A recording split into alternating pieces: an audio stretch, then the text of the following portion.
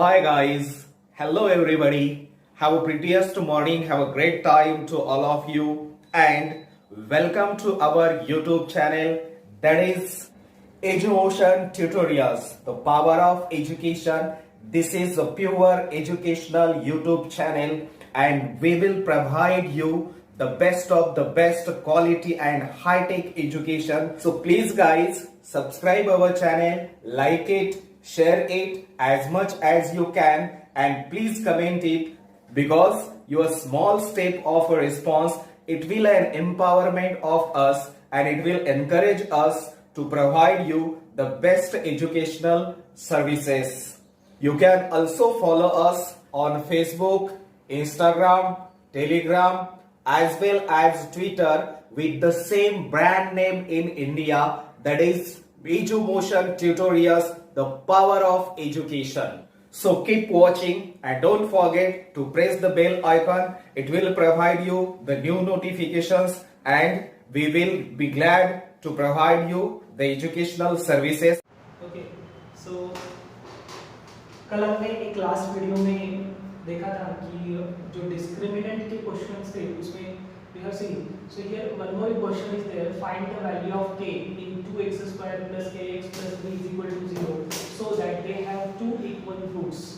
तो इस टाइप के जो क्वेश्चंस हैं हमने कुछ क्वेश्चंस सेमी की बुक में से भी देखे थे और ये जो क्वेश्चंस है एनसीईआरटी की टेक्स्ट बुक्स में से ये वाला है that is related with the discriminative.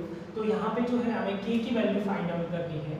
तो सबसे पहले हम यहाँ पे क्या देखेंगे, उसकी डिस्क्रिमिनेंट की वैल्यू फाइंड आउट करेंगे. So a is equal to क्या दिया गया है 2 comma b is equal to k and c is equal to 3. जो रियल रूट्स है उनकी जो वैल्यू फाइंड आउट किए हैं, क्या फाइंड आउट करना है so that they have two equal roots. उनके जो रूट्स है इक्वल है.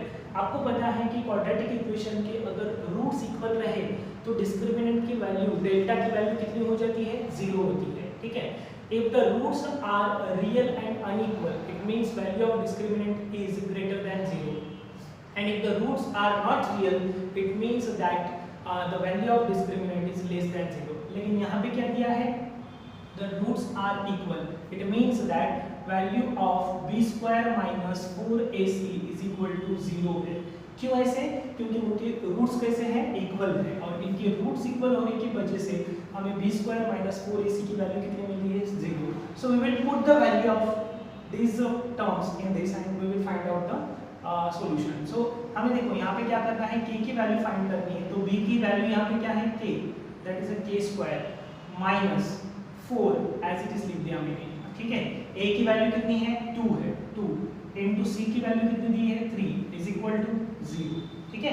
तो देखो फिर किस तरह से करना है, k square is equal to minus 4 2 जा 8 8 3 जा 24. तो 24 इज इक्वल टू 0. अब यहाँ का माइनस 24 जो है वो कहाँ पे जाएगा राइट साइड में. तो gives k square is equal to 24. लेकिन हमें वैल्यू किसकी फाइंड करनी है, k की वैल्यू फाइंड करनी है. तो take the square root of both side. तो दोनों साइड का स्क्वायर रूट ले लो. तो क्या मिल जाएगा, k is equal to plus minus square root of 24.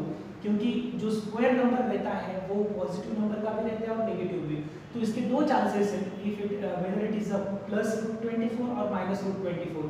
24 को हम थोड़ा सा स्प्लिट कर सकते हैं. किस तरह से, मैं फिर से एक स्टेप लिख रहा हूँ, प्लस माइनस. तो 24 को मैं किस तरह से लिख सकता हूँ 4 इंटू 6. तो क्या लिखा मैंने 4 6 जा 24. But I can calculate the square root of 4. तो 4 का स्क्वायर रूट निकल सकता है. कितना आता है कि 4 का स्क्वायर रूट है 2. तो वैल्यू कितना आ गया प्लस माइनस 2 रूट ऑफ 6. तो उसकी k की वैल्यू क्या होगी प्लस और माइनस 2 रूट ऑफ 6. तो इस तरह से बाय यूजिंग द डिस्क्रिमिनेंट, तो आपको ये पता होना चाहिए कि क्वेश्चन में 2 इक्वल रूट्स कहा गया है. तो इस एक ही सेंटेंस से हमें पता चल जाता है कि उसकी जो डिस्क्रिमिनेंट है उसका जो डेल्टा है उसकी वैल्यू कितनी है 0 है. तो बाकी वैल्यूज पुट अप करने के बाद तो हमें क्या मिल गया k is equal to plus minus 2 root of 6. तो इस तरह से रैंडमली ये क्वेश्चन लिया गया था. तो कौन सा भी क्वेश्चन रहने दो, कौन से भी टेक्स्ट बुक में का रहने दो, once you understand the question you can solve that question. ठीक है. तो आगे की वीडियोस जो है नेक्स्ट पार्ट जो है हम नेक्स्ट वीडियो में देखेंगे.